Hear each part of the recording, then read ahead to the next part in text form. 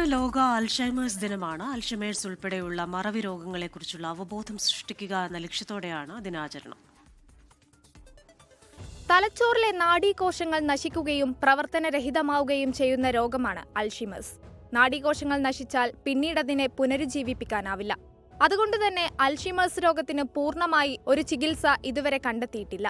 2030 മറവി രോഗം ബാധിച്ചവരുടെ എണ്ണം 7.8 കോടി കടക്കുമെന്നാണ് ലോകാരോഗ്യ സംഘടന പറയുന്നത്. ഓരോ 3 സെക്കൻഡിലും ഒരാൾക്ക് വീതം മറവി രോഗം ബാധിക്കുന്നുണ്ടെന്നാണ് കണക്ക്. ഇവരിൽ ഭൂരിഭാഗവും വികസ്വര അവികസിത രാജ്യങ്ങളിലാണ്.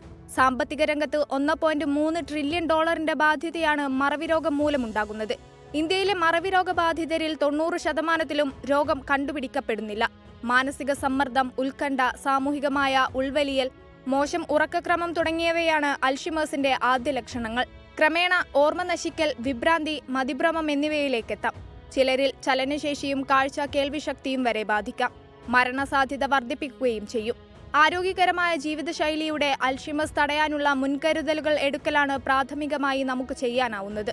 തുടക്കത്തിൽ തന്നെ കണ്ടെത്തുകയും മതിയായ ചികിത്സ ലഭ്യമാക്കുകയും ചെയ്യുന്നതിലൂടെയും അൽഷൈമേഴ്സിന്റെ ആഘാതത്തിൽ നിന്ന് ഒരു പരിധിവരെ രക്ഷ നേടാം. ഡിമെൻഷ്യയെപ്പറ്റി ചോദിക്കൂ എന്നതാണ് ഈ വർഷത്തെ ദിനത്തിന്റെ പ്രമേയം. Research desk 24. ലോകത്തെവിടെയായാലും ഏത് സമയത്തും 24 വാർത്തകളും ഓഗ്മെന്റഡ് റിയാലിറ്റി പാക്കേജുകളും എക്സ്പ്ലെയിനറുകളും വിശദമായി കാണാൻ ഞങ്ങളുടെ യൂട്യൂബ് ചാനൽ നിങ്ങൾക്ക് സബ്സ്ക്രൈബ് ചെയ്യാം.